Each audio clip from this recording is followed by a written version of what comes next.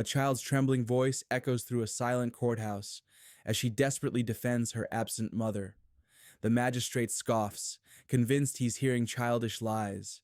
Then the doors swing wide and everything changes forever. Drop a comment below, telling us where you're watching from around the globe. If this tale of unwavering loyalty moves you, hit subscribe on The Last Witness for more stories where conviction triumphs over cynicism.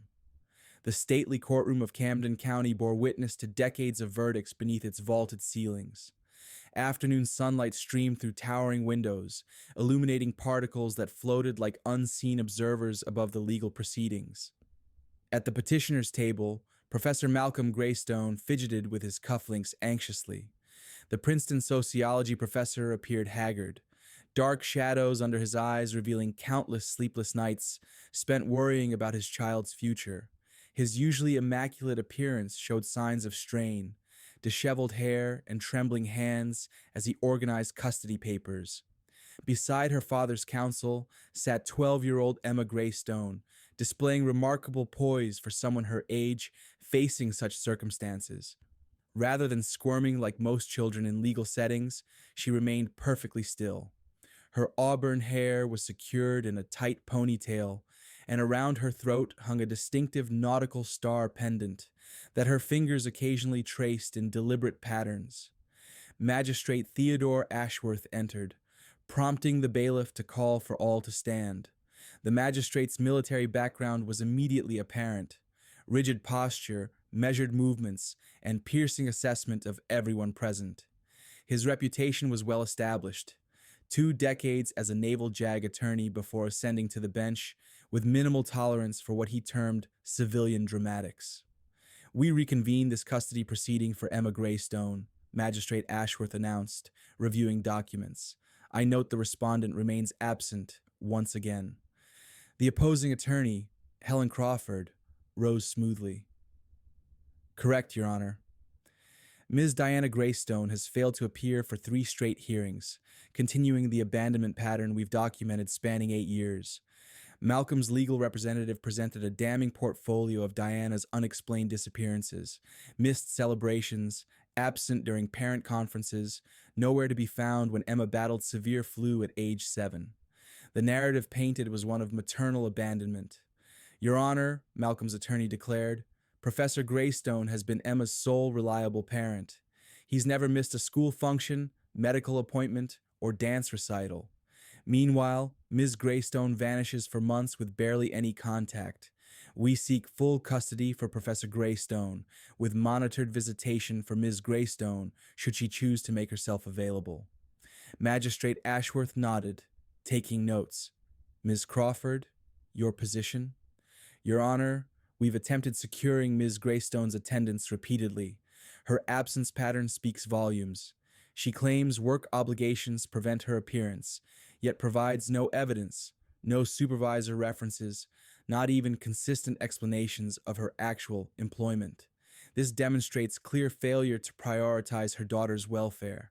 Magistrate Ashworth directed his attention to Emma. I'd like to hear from the minor. Emma Greystone, please take the witness stand. Emma approached with unusual composure for a 12-year-old. After swearing in, she sat with folded hands, occasionally touching her star pendant.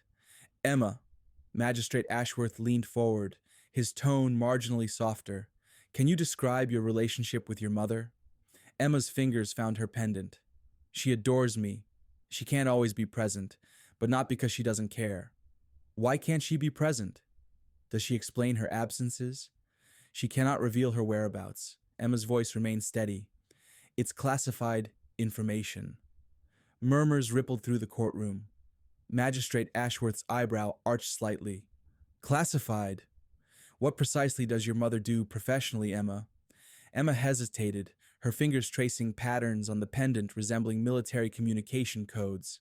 She glanced at her father, who gave an almost imperceptible nod. She serves in a specialized naval unit, Emma said, her voice clear despite its quietness. She's among the first female Navy SEALs. The courtroom exploded with poorly contained laughter. Magistrate Ashworth's lips twitched, barely concealing his disbelief. Opposing counsel didn't bother hiding her smirk. Young lady, Magistrate Ashworth said, removing his spectacles with theatrical patience. I appreciate creativity, but this is a courtroom. I served 20 years in the United States Navy. Female Navy SEALs don't exist. That program is non existent. The laughter intensified. Emma's face flushed, but her gaze remained unwavering. She is, Emma insisted quietly. I'm not fabricating anything. This court doesn't tolerate fiction, even from minors, Magistrate Ashworth continued, his voice rising over the diminishing laughter, especially when such fabrications dishonor genuine servicemen who sacrifice daily for our nation. Malcolm stood, his face red with indignation. Your Honor, please, my daughter doesn't lie. Professor Greystone, control yourself or face contempt charges, Magistrate Ashworth warned. Now, young lady, I'll grant you another opportunity to explain your mother's absences truthfully. Emma's composure finally fractured, her voice wavering. I am being truthful. My mother serves our nation. She cannot disclose her location or duties, but she loves me and she's a hero, and nobody believes me. Magistrate Ashworth sighed, making another note. Ms. Crawford, your cross-examination. The opposing counsel approached with a sympathetic smile that didn't reach her eyes. Emma, has your mother instructed you to make these SEAL claims? No, Emma's response was immediate. She never told me directly. I deduced it myself. You deduced it? Ms. Crawford repeated skeptically. How exactly? I discovered her training log when I was 8, overheard secure communications, noticed scars and calluses matching special operations training, and she possesses naval knowledge ordinary people don't have. So you've been spying on your mother? Ms. Crawford suggested. Objection, Malcolm's attorney called, badgering the witness. Sustained, Magistrate Ashworth said. Ms. Crawford, rephrase. Ms. Crawford adjusted her approach. Emma, has your father suggested your mother might be involved in classified military operations? No. Dad doesn't know either. He just knows she works for the government and cannot discuss it. So neither parent has actually told you your mother is a Navy SEAL, yet you're asking this court to believe it's true? I know it's true, Emma said, her voice gaining strength. Just because adults don't tell you something doesn't mean you can't figure it out. A court officer approached the bench hurriedly, interrupting the questioning. He whispered something to Magistrate Ashworth. The magistrate's expression shifted subtly. Confusion, then disbelief, then something unreadable. This court will recess for 10 minutes, he announced abruptly. Counsel approached the bench before departing. As attorneys gathered, Emma returned to her seat beside her father. Malcolm embraced her shoulders, whispering something in her ear. She shook her head, still clutching the star pendant. What's happening? Malcolm asked his attorney upon her return. Unclear, the attorney replied, looking puzzled. The magistrate received some notification. He's requested we all remain during recess, but wouldn't explain why. Minutes ticked by slowly. The gallery whispered among themselves, occasionally glancing at Emma and Malcolm. Opposing counsel shuffled papers nervously, checking her watch repeatedly. Magistrate Ashworth returned precisely 10 minutes later, his demeanor notably changed. He sat slowly, arranging papers with deliberate movements. Before continuing, he began, his voice carefully neutral, I've been informed we'll receive additional testimony relevant to this case. The court will accommodate this witness as priority. Ms. Crawford stood. Your Honor, we weren't notified of additional witnesses. We'd request preparation time for cross-examination. Noted, counsel, Magistrate Ashworth replied. However, given circumstances, I'm allowing this testimony immediately. You'll understand momentarily. He nodded to the bailiff, who moved to the courtroom doors and opened them with formal precision. The heavy courtroom doors opened with military exactness. Lieutenant Commander Diana Greystone stood in the doorway, wearing full Navy dress blues, her uniform flawless, ribbons and insignia catching the light. Her presence commanded instant attention. Shoulders squared, chin elevated, eyes forward. Though not particularly tall, something in her bearing made her seem imposing. Behind her stood 6 Navy SEALs in formation, 3 men, 3 women, also in dress blues, their expressions impassive, their posture perfect. The laughter that had filled the room moments earlier evaporated like morning mist under scorching sun. Silence fell so completely that Lieutenant Commander Greystone's measured footsteps echoed as she walked down the center aisle. Magistrate Ashworth slowly rose from his seat, his eyes fixed on insignia and ribbons that told a story he hadn't believed possible. His face had drained of color, his earlier smugness replaced by something approaching awe. The seals followed Diana in perfect step, their synchronized movements creating visual rhythm that held the courtroom transfixed. They formed a line behind the respondents' table, standing at parade rest. Emma's eyes widened, her hand dropping from the pendant as she watched her mother approach. Malcolm stood frozen, his expression a complex mixture of vindication and uncertainty. Lieutenant Commander Greystone stopped at appropriate distance from the bench and rendered a perfect salute. Lieutenant Commander Diana Greystone, United States Navy, reporting as ordered, Your Honor. Magistrate Ashworth returned the salute automatically, military muscle memory overriding his judicial persona. The courtroom remained silent, every eye fixed on the commanding figure before the bench and the 6 uniformed SEALs positioned behind her. Permission to approach, Your Honor? Lieutenant Commander Greystone asked, her voice clear and measured. Magistrate Ashworth nodded, seemingly unable to find words.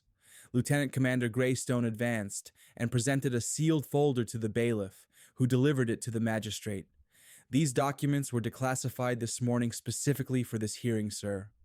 They should explain my absences and verify my daughter's testimony. The magistrate accepted the folder with a slight nod, his earlier certainty visibly shaken. He opened it carefully, adjusting his glasses as he began reading. His eyes widened progressively as he turned each page. While the magistrate reviewed documents, the SEAL unit moved in perfect unison to stand behind Emma, a living wall of protection and validation. One of them, Chief Petty Officer Maria Santos, placed a hand briefly on Emma's shoulder before resuming position. Emma's fingers traced the pattern on her pendant one last time. Across the courtroom, her mother's hand made the same motion at her side, a private language between them, finally visible to all.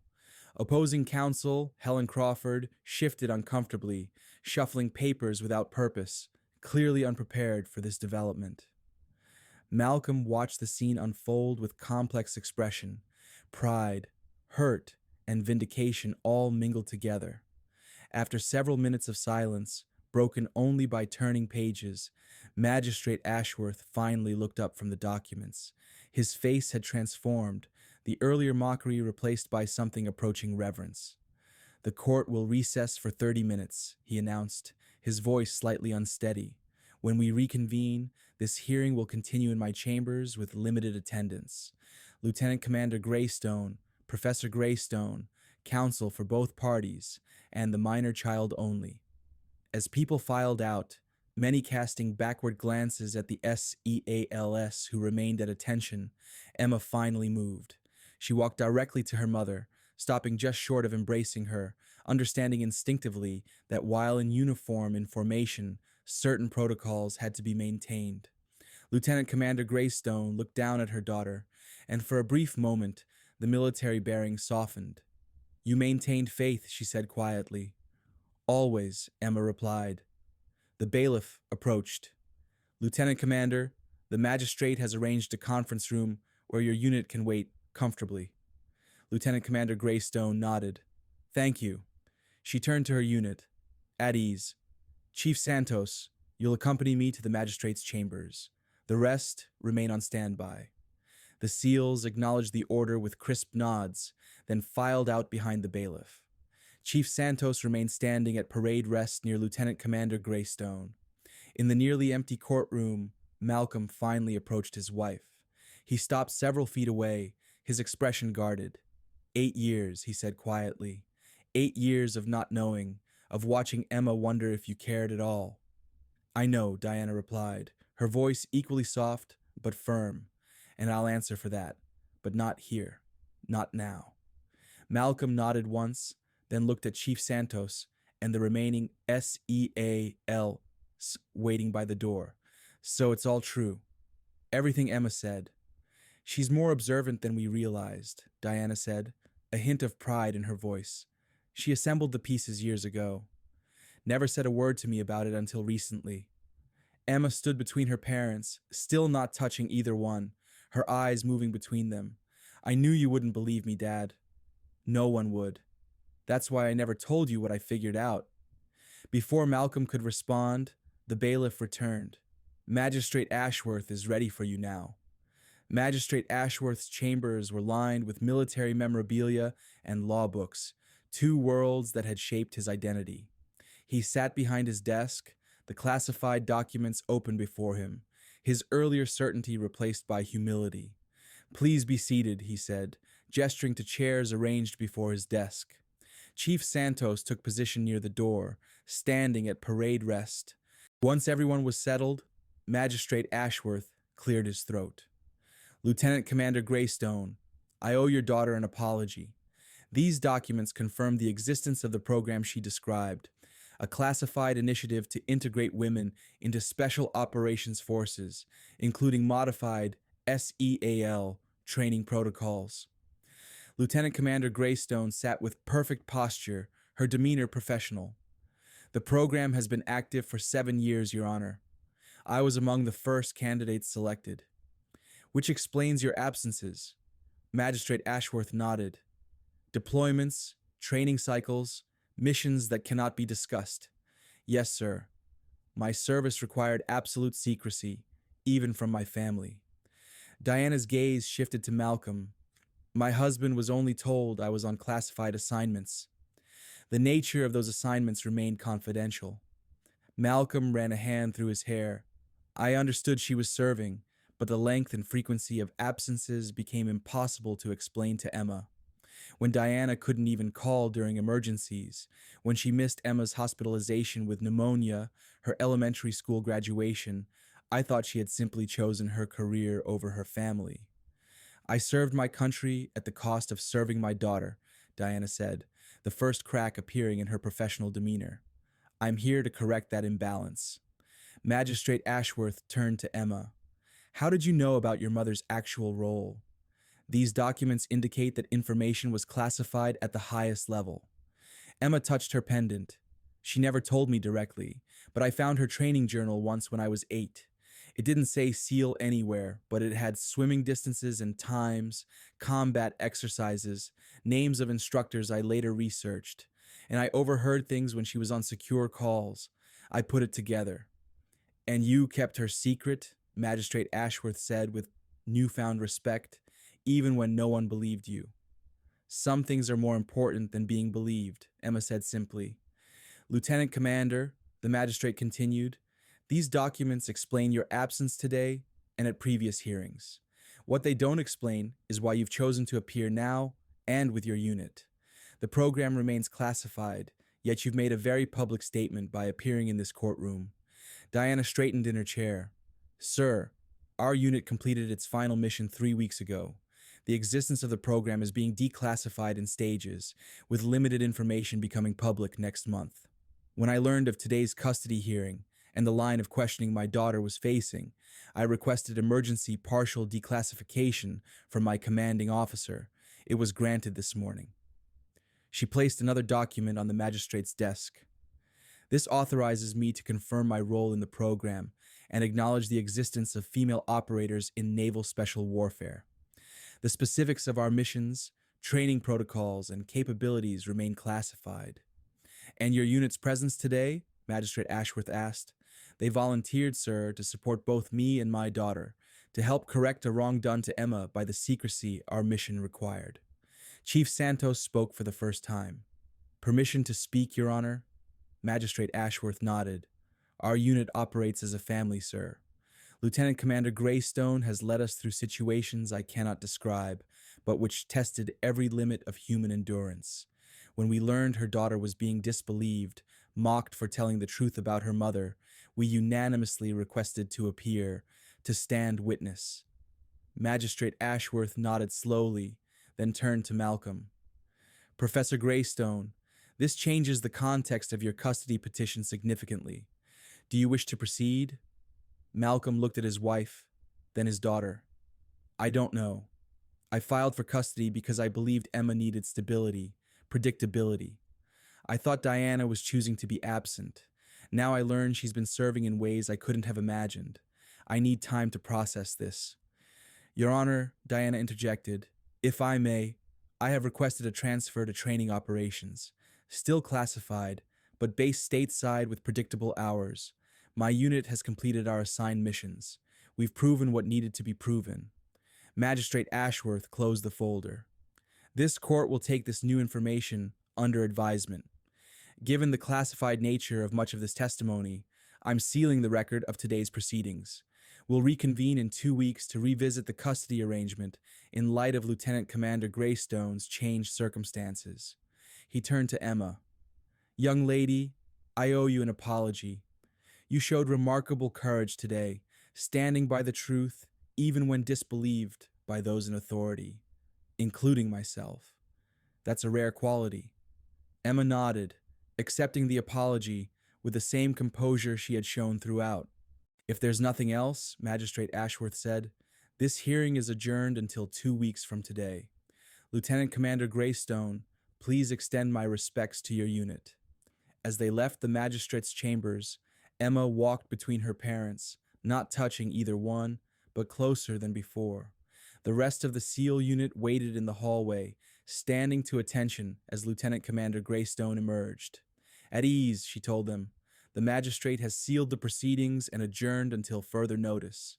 Thank you for your presence today. Chief Santos stepped forward. Permission to speak freely, Lieutenant Commander? Diana nodded. Your daughter has the makings of an operator, Santos said with a small smile. Observant, disciplined, courageous, under fire. Emma looked up, surprise and pride flashing across her face. That's enough, Chief, Diana said, but there was warmth in her voice. My daughter will choose her own path when the time comes. As they walked toward the courthouse exit, Malcolm finally broke his silence. Where will you stay tonight? Your apartment was rented out years ago. The Navy has arranged accommodations, Diana replied. No, Emma's voice was firm. Mom, come home with us. Please, just for tonight. Diana and Malcolm exchanged a long look over their daughter's head, years of separation and misunderstanding hanging between them. Just for tonight, Malcolm finally agreed. We have a lot to talk about. Diana nodded, then turned to her unit. Dismissed. Report to base at 0800 tomorrow. The SEALs saluted and departed, moving with the same synchronized precision they had shown in the courtroom. Only Chief Santos remained. Lieutenant Commander, she said quietly, the team wanted you to give this to your daughter. She handed Diana a small object, then saluted and walked away.